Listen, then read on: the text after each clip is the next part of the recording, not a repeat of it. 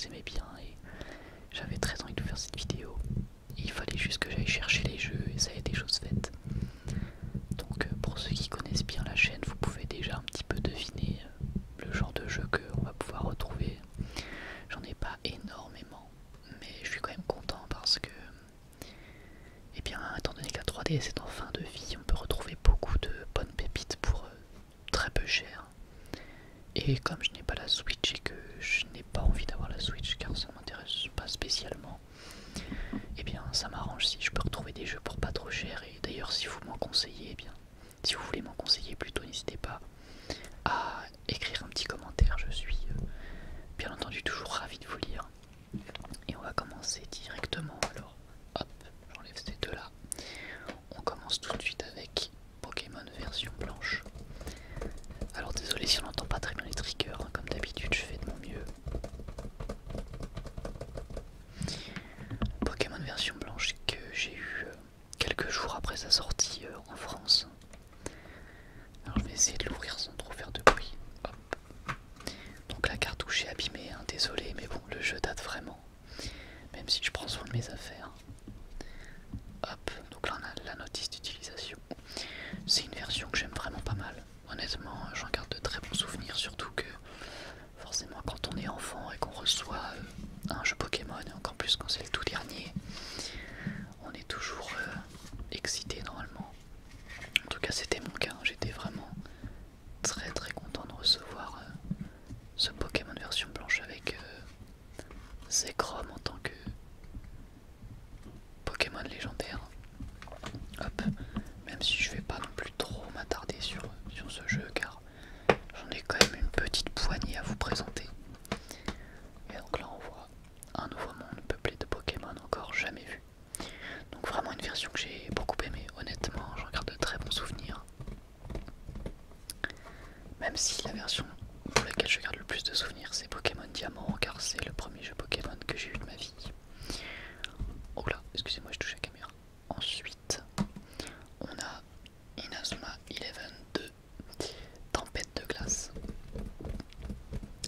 Alors ce jeu malheureusement, hop, je n'ai plus la cartouche car je l'avais passé à quelqu'un et je n'en ai plus vu la couleur. Alors je me souviens que ce Inazuma 11-2 je n'y ai pas joué tout de suite dès sa sortie. Pour une raison bien simple, c'est que au moment où Inazuma 11-1 venait de sortir en France, et bien l'animé que je regardais sur Dailymotion était déjà rendu à l'arc d'Inazuma 11-3. Et j'ai toujours été du genre à être à jour sur les animés dont je suis passionné. Donc je suivais tout toutes les semaines.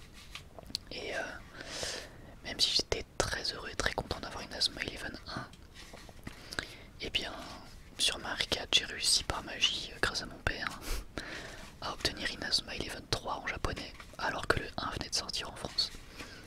Donc ça paraissait fou pour moi. Il m'en fallait assez peu pour être très heureux quand j'étais petit. Donc forcément j'étais vraiment très content. Et du coup ça me motivait pas à acheter Inazuma 11-2 quand il est sorti car j'avais déjà des centaines d'heures sur le troisième. Et je me disais que ça allait pas m'apporter grand chose, mais au final j'avais quand même eu envie de jouer à l'histoire du deuxième. Même si je savais que j'allais déjà connaître toutes les techniques et tous les personnages. Vu que j'avais passé déjà des centaines d'heures sur le troisième en japonais. Hop. Mais quelques années plus tard, j'ai eu envie d'y rejouer.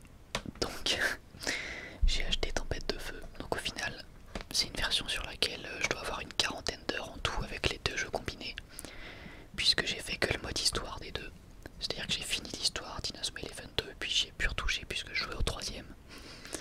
Et pareil pour celui-ci. Inazuma 11-2 Tempête de Feu. J'ai fait que le mode histoire. Alors la cartouche par contre cette fois je l'ai pas prêtée. Elle est juste dans ma pochette de DS. Hop. Voilà. Pour le coup c'est sensiblement la même chose hein, au niveau de la notice. Et donc là pareil j'ai fait juste le mode histoire. Et après j'ai pas continué puisque eh bien tout simplement je vais vous montrer pourquoi. Tout simplement parce que j'ai aussi acheté du coup le troisième mais en français cette fois. Pour le coup sur cette version j'ai passé, comme je vous ai dit, des centaines et des centaines d'heures sur la version Jap. Donc je connaissais déjà tout, j'avais pas trop la déterre de me refaire autre chose. Mais je l'avais quand même racheté pour pouvoir refaire le mode histoire en français. Alors hop, on va essayer de l'ouvrir doucement. Pareil pour la cartouche, hein, vous inquiétez pas. J'ai toutes mes cartouches, mais elles sont dans ma pochette de 2DS. Hop. Et ici on voit le grand Fenrir. Et ici on voit une affiche que j'aime bien avec Canon Evans juste ici. Et donc c'est exactement cette version là que j'avais sur ma 3D, sur ma R4 de ma DS. Et ça me faisait plaisir de le reprendre sur 3DS parce que, comme vous le savez, sans doute les graphismes ont été totalement refaits. Ce qui fait que le jeu est hyper agréable à redécouvrir en Full HD tout bien lissé. Franchement c'est très agréable. Ensuite on a hop, Inazuma Eleven Go Lumière que j'ai acheté quand même quelques temps après sa sortie. Mais que j'ai terminé, pareil là j'ai terminé que le mode histoire, vous allez comprendre après pourquoi. En fait j'ai reçu le même jour Inazuma Eleven Go Lumière et Chronostone. Donc j'étais très content parce que c'est des jeux que je rêvais de faire durant mon enfance et que j'arrivais pas à obtenir.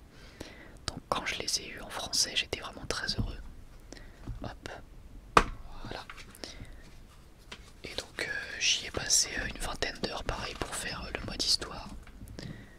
Et après j'avais trop envie de jouer et de découvrir.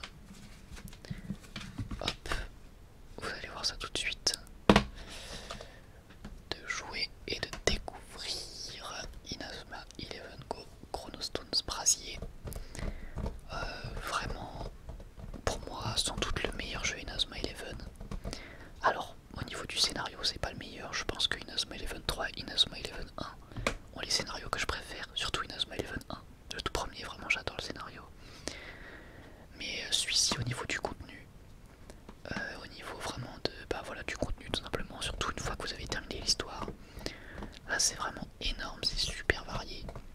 Et pour avoir joué à tous les jeux Inazuma, même à Galaxy sur ma 3DS, enfin sur ma 2DS, je trouve que celui-ci c'est probablement le meilleur. Même si Galaxy aussi au niveau du contenu c'est gigantesque, mais vraiment. Vous pouvez y passer des centaines d'heures. J'ai passé des centaines d'heures sur celui-là et des centaines d'heures sur Galaxy. J'ai vraiment passé beaucoup de temps. Donc là on voit Inazuma Eleven Go Chronostone Brasier et Tonnerre. Vraiment un excellent jeu Inazuma Eleven, je le recommande chaudement.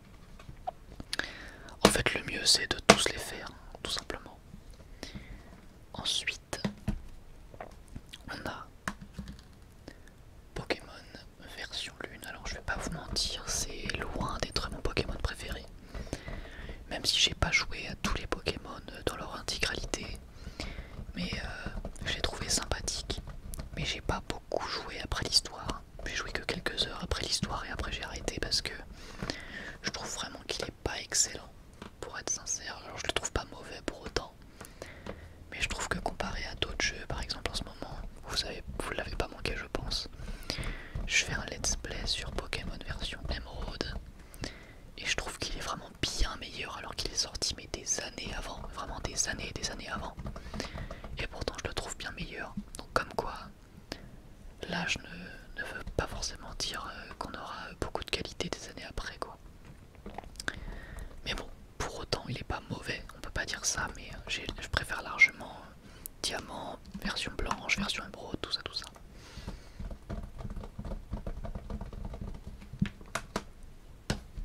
Ensuite, le dernier jeu c'est Dragon Ball Fusion. Alors lui c'était tout simplement un petit fantasme de quand j'étais jeune on va dire. Je pense qu'on tous les fans de Dragon Ball on a eu ce fantasme de se dire qu'est-ce qui se passe si on fait plein de fusions différentes, si on prend un personnage puis un autre et qu'on les fusionne. Et c'est pour ça que j'ai succombé. J'ai vu qu'il était en promo, j'ai fait ah c'est le moment idéal, il était genre à 15 €. Je me suis dit bon bah franchement c'est le moment parfait. Là pareil j'y ai passé quelques heures pour faire l'histoire. J'y suis pas non plus resté des heures et des heures, beaucoup plus après l'histoire, mais je dois bien admettre qu'il était très sympa quand même. Franchement, même si c'est pas un jeu exceptionnel, juste le fait de pouvoir faire beaucoup de fusions, bah pour moi ça a bien marché, franchement c'était cool. C'était vraiment cool à découvrir. Donc pour résumer, je vais vous faire un top 3. Oula,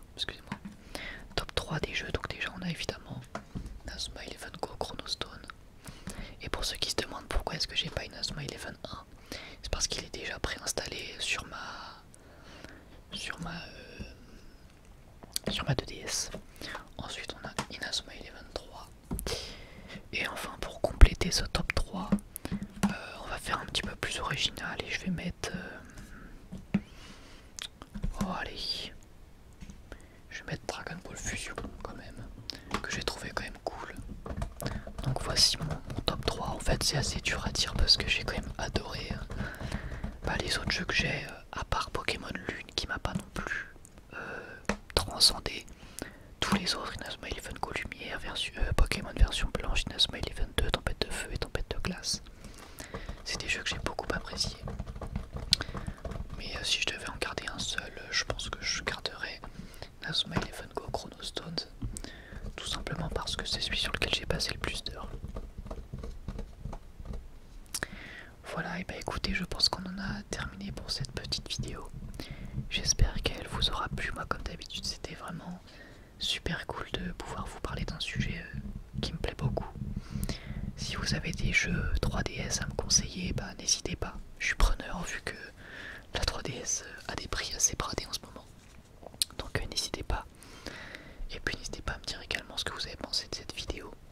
Dans tous les cas, je vous remercie encore une fois pour votre soutien. Vous êtes vraiment géniaux et tous très bienveillants, très gentils. Je remercie vraiment les gens qui nous rejoignent et ceux qui me suivent depuis longtemps déjà. Il y a des abonnés qui sont assez fidèles dans les commentaires et ça fait vraiment super plaisir à voir. Donc merci à vous tous d'être présents encore une fois.